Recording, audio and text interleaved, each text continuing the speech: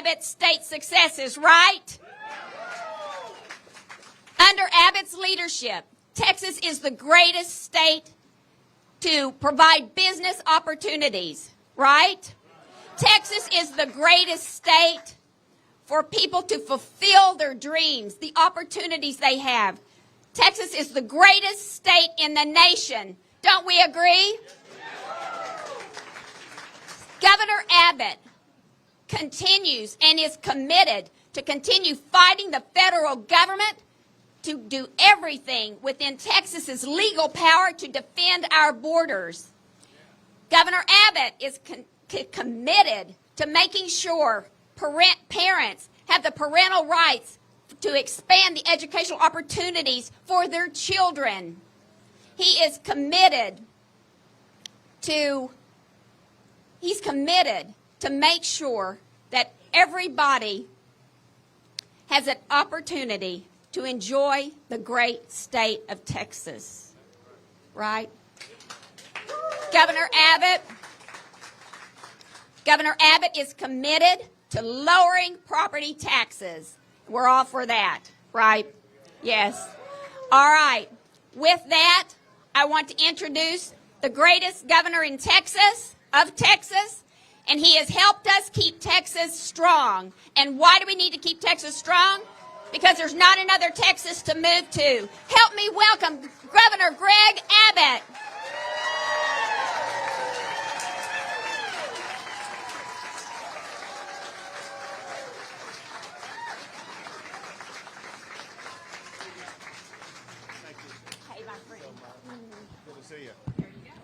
Give it up for Donna Campbell.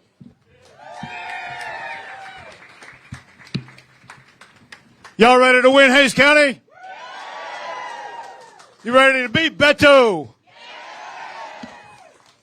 It's going to happen, and let me tell you why. Look, we got Kerry Isaac right over here. Give it up for Kerry Isaac. Let me tell you why Kerry's going to win. Donna's going to win. We're going to win up and down the ballot because we are going to show the difference between what we've been able to succeed with conservative values and principles leading Texas to be number one versus what the radical left woke ideology of Beto O'Rourke and the Democrats would do to our state and to our country. And you know what? We are not going to let them win. Showing the contrast is going to be so very easy because let's take an example. I know a lot of people are concerned about it, and that is the jobs and the economy and the inflation that the Biden administration has stuck America with. When it comes to jobs, Texas ranks number one in the United States since you reelected me for the most new jobs in the United States of America. When it comes to the economy, Texas has the fastest growing economy of any state in the entire country. Texas is the home of jobs and the economy. But know this. Here again, we got this contrast because we have Beto who has come out and said he wants to increase your taxes, spend more of your money, and what that would do, that would destroy the jobs and the economy that we have now, and it would increase your inflation even more. And I am running for re-election to keep Texas number one for jobs and the economy. Now, listen, as we all know, part of jobs in the economy in the great state of Texas is our prolific oil and gas industry. Texas ranks number one in the United States of America for oil and gas production. If Texas were its own country, we would rank like number third or fourth in the entire world for oil and gas production. And what Beto wants to do, Beto and his like-minded Democrats, they have embraced this radical leftist Green New Deal ideology that would destroy oil and gas production. It would eliminate hundreds of thousands of good-paying jobs, and it would drive up even more the price that you are paying at the pump. We cannot let that happen, and that's why I am running for re-election to keep Texas number one for oil and gas production. Now, there are many benefits to Texas having the best economy in the United States. One benefit is because of everything that y'all have produced, Texas is sitting on a budget surplus of $27 billion. Now, I'm looking at a lot of people in front of me, but as I saw coming in, there are many people behind me way out over there. We're packed. We got well over, it looks like well over 750 people here. So for the people in the back who may not have understood me, we have a budget surplus of $27 billion.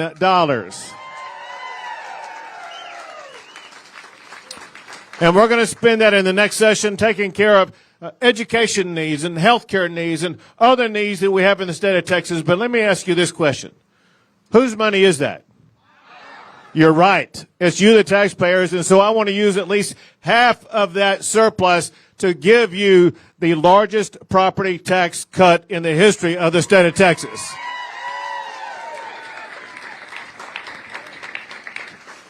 Here again, we got a difference between myself and Beto because Beto, when he was on the city council of El Paso, he raised property taxes 3 times. We do not need anybody in the governor's office who would raise your property taxes. I am the only candidate for governor with a real plan to lower your property taxes. If you want lower property taxes, vote Greg Abbott to be your next governor.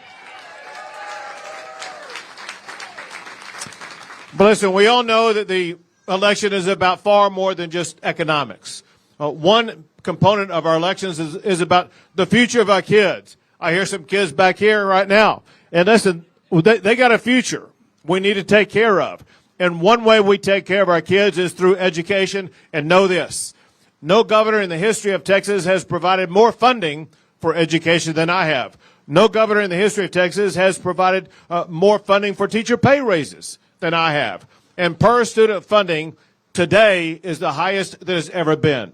But one thing we all know, and that is money does not automatically lead to results. And one thing that we've seen, especially in the region that we're gathering in here, right here today, we're seeing our kids being taught wokeism and the radical left agenda. They're being taught critical race theory, their over-sexualization of the classroom.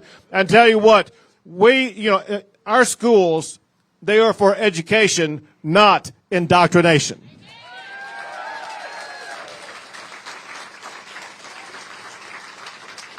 And I will not allow your tax money to be used to teach our kids to hate each other or to hate our country. They need to be taught why America is the greatest country in the history of the world.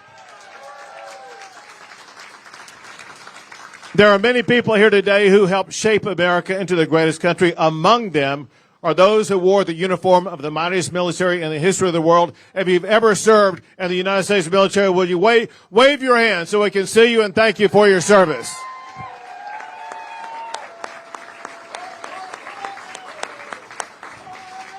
God bless you all, and God bless you for your service and what you've done. Listen, one thing I know about these service members, these people, they put their lives on the line. They worked hard.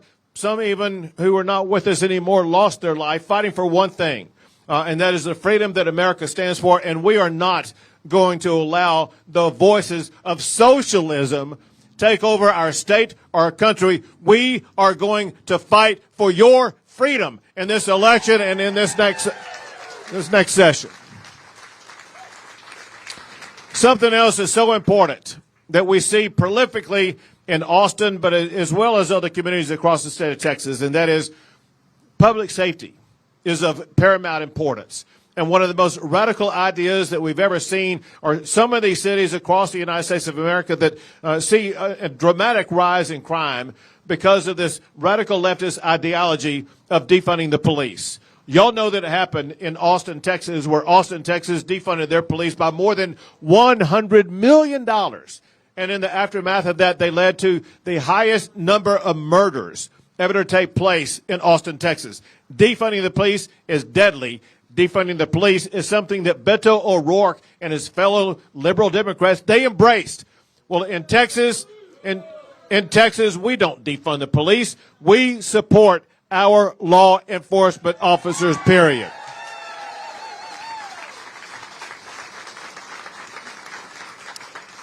So we wanted to make sure that would never happen again, and so I worked with Senator Campbell this past session, and we passed a law that will defund any city that defunds their police.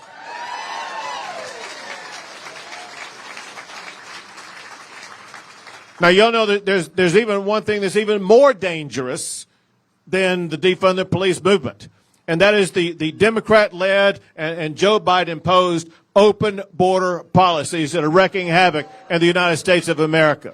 And so know this. Beto said there's no problem on the border. Beto actually wanted to reduce immigration enforcement. That's radical. It's crazy. It will not be tolerated, and we will make sure it does not happen. Because of what Biden has done, get these facts. It was just 2 years ago that we had the fewest border crossings in decades because of 4 policies put in place by President Trump. Remain in Mexico, Title 42, end, catch, and release, and build a border wall. That led to the lowest border crossings in 4 decades. But maybe more important than that was his ideology, and that is, listen, if you want to come to America legally, not illegally. But when Joe Biden came into office, he and his fellow Democrats, they eliminated all of the strategies that were put in place that led to the lowest border crossings. And now under Joe Biden, just this past year alone, there have been more than 2.2 million people come across the border illegally. To give you a context here, the city of Houston, it took them 100 years to have a city that had 2.3 million people. In 1 year, we had a Houston, Texas, come across the border illegally. That's unacceptable, and that's why Texas has led the way and done things that no other state has ever done. From the time of George Washington till the time of today, the only state to ever build its own border wall is the great state of Texas. As we gather here in Hays County today, we have the National Guard on the border, and they are repelling or turning back people who are trying to get into the country illegally. Give it up for the great National Guard and what they're doing. And if people coming across the border make it past them, we have the Texas Department of Public Safety arresting them and putting them in jail for either trespassing in the state of Texas or returning them back to the border.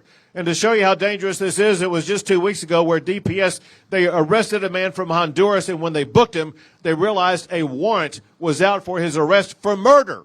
We got dangerous people coming across our border that we need DPS down there to be making these arrests. But also you see something else going on the border, and that is you see them coming across the border in single file line led by a cartel member. They all pay money to the cartels and coming across the border, and they are taken to a location that is owned or operated or controlled by the federal government. The cartels take them there because they know that the Border Patrol at that location will process their paperwork and let them go into the United States with the authority of the United States of America. And then the Border Patrol is dumping them off into these small little towns on the border like Del Rio and Eagle Pass and others. And I was down there meeting with them in April. And they said, listen, Governor, we got to have help here because we're completely overrun. We have no ability to deal with these migrants. The volume of them, we have no place to keep them, no way to help them, no assistance, anything like that. I said, I'll take care of you. Beginning the next week, we begin busing them to Washington, D.C.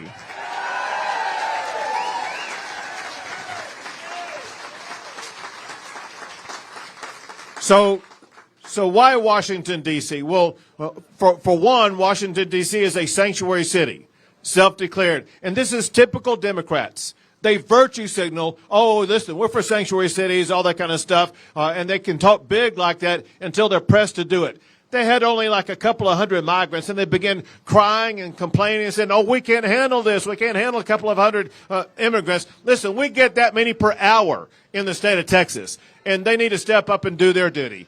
And also, you may have noticed we changed the location where we're dropping them off in Washington, D.C.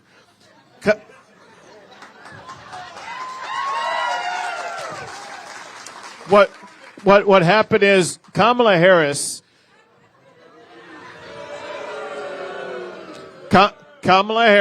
came out and said there's no problem on the border. She said the border is secure. And I felt a need to be involved in the education process. And as a result, now the migrants that we're sending to Washington, D.C., they're being dropped off at the residence of the Vice President of the United States of America. And then we were only sending them to Washington, D.C., and literally out of nowhere, we had the mayor of New York started complaining that we were dropping them off in New York, which we were not. But he kept complaining, and thought, well, listen, if I'm going to get the criticism, I'm going to get the credit. And we started sending them to New York City, which also is a sanctuary city. But get this about New York. So Mayor Adams in New York is complaining because they have, I don't know, like 25 or 30,000 migrants in New York. And he says they need $1 billion to be able to deal with that small number of migrants that we get sometimes in a single day in the state of Texas. Let me tell you something.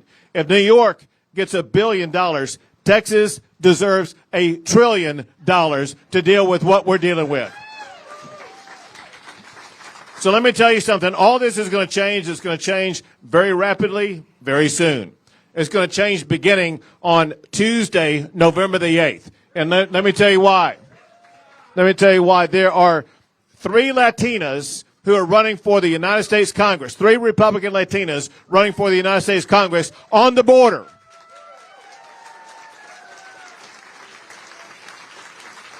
Two of whom are married to Border Patrol officers. And they are going to win. They're going to turn South Texas red. But more importantly, when they go to Washington, D.C., the first thing they are going to do is fire Nancy Pelosi as Speaker of the House.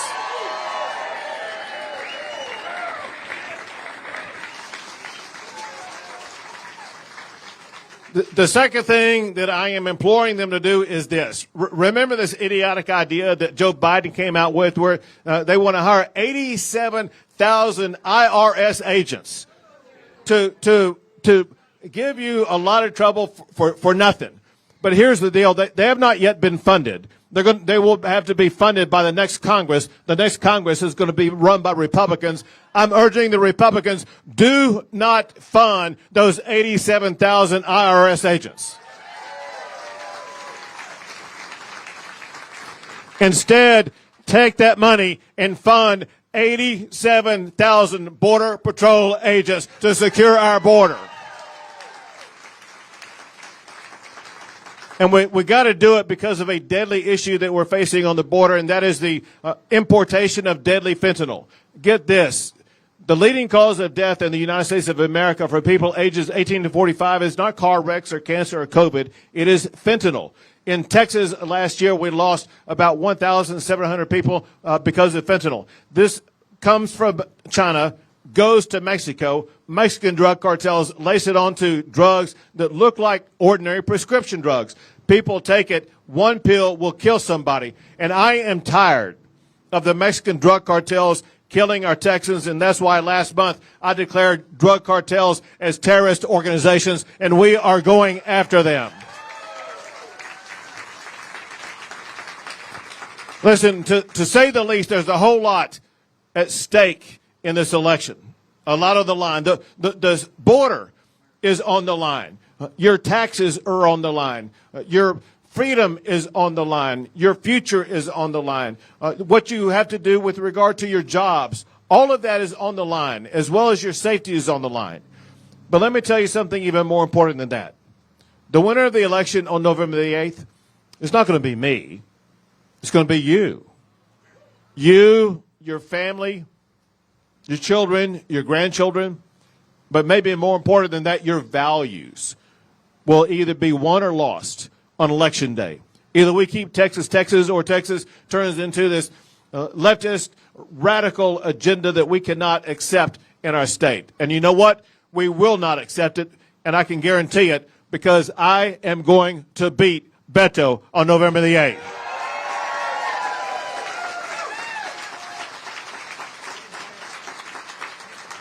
But remember this key fact, and that is speeches do not win elections. Only one thing wins elections, and that is votes. Now, know that many of you here have already voted, and that's fantastic.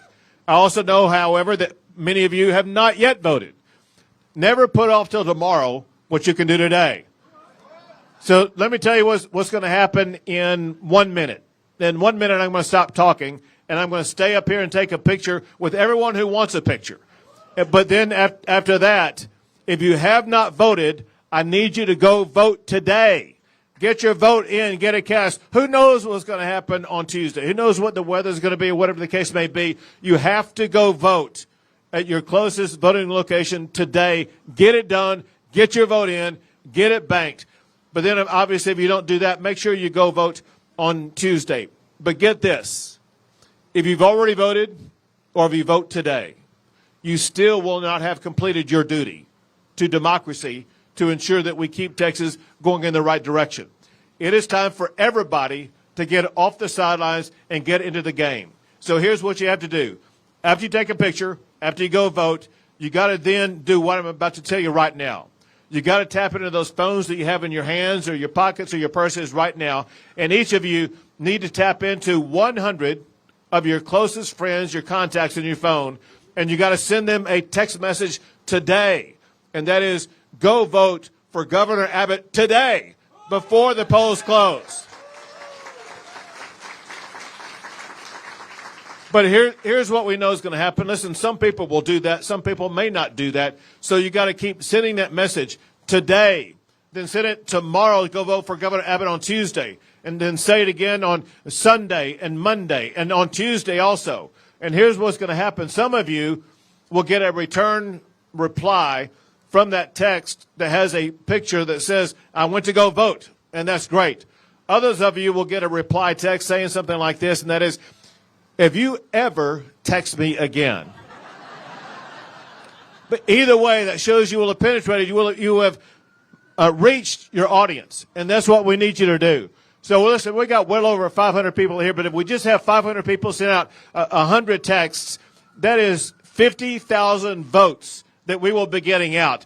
50,000 votes where we can vote against all these radical leftist liberals in Austin, Texas, who vote against your values, and that will help us go all the way. And then on November the 8th, when I'm declaring victory, once again, beating Beto, I will say one reason I did is because the people of Hays County turned out to vote for me beginning today, right here. So thank you, Hays County, for what you've done.